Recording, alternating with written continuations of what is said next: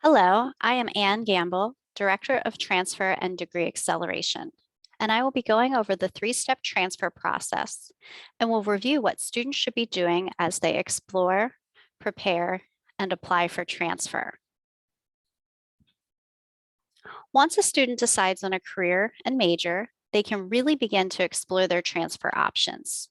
This step usually takes place between 0 to 12 credits, depending on if a student has decided on their program of study.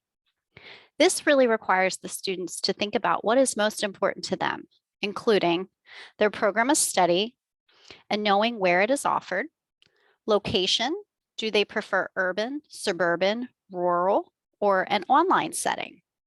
Do they want to stay in state or go out of state? Size, do they want to go to a big school or a small school?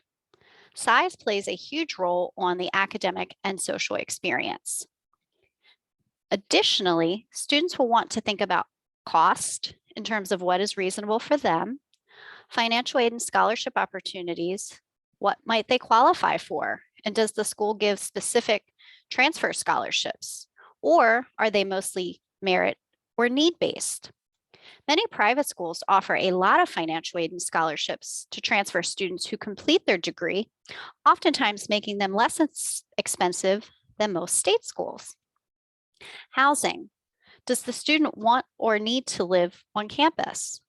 Athletics. Are the student athletes looking to play, or do they want to support an athletic program? Campus life. What type of experiences do they want to have? Do they want to get involved in clubs, organizations, or student leadership?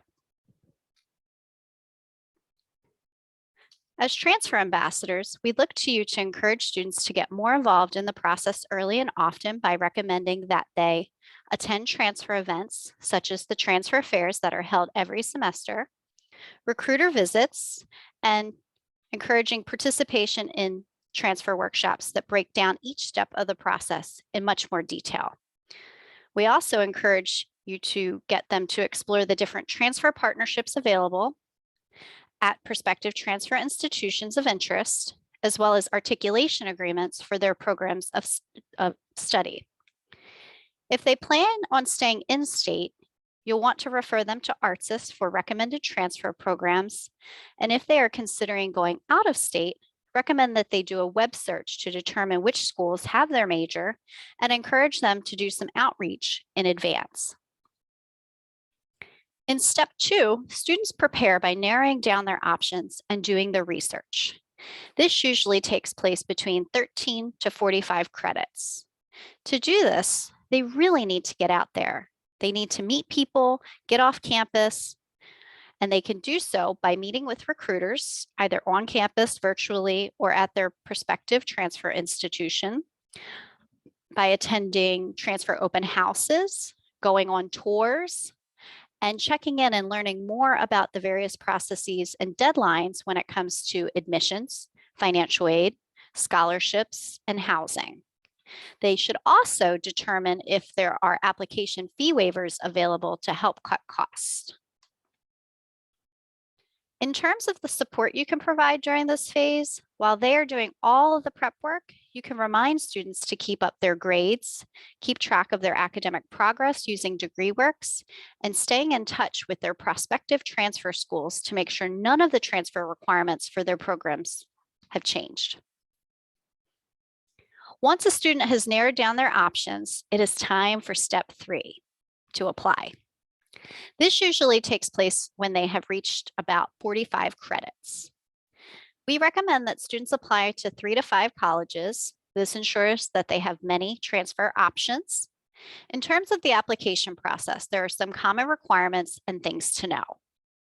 All students, whether they think they will qualify, should not only complete a FAFSA by Valentine's Day, but they should also add each prospective transfer school they are applying to. They also may be required by some schools, usually private, to submit the CSS profile, which will collect additional information to determine financial aid awards. They should also be applying for scholarships, and while deadlines will vary, we recommend applying in February for May or August graduates and October for December January graduates. Students must also request and submit official transcript, usually at a cost to themselves, for every school where they earned college credits. And they also have to submit official documentation for all credit earned through prior learning, including CLEP, DSST, AP, IB, and/or military experience.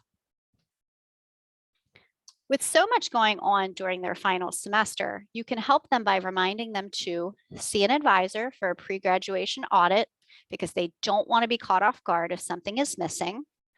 Remind them that they actually need to apply for graduation by the deadline and to pay the fee. And while they may have already sent their CCBC transcripts as part of their application, they have to also request to have their final transcript to be sent after final grades and their degree have been posted.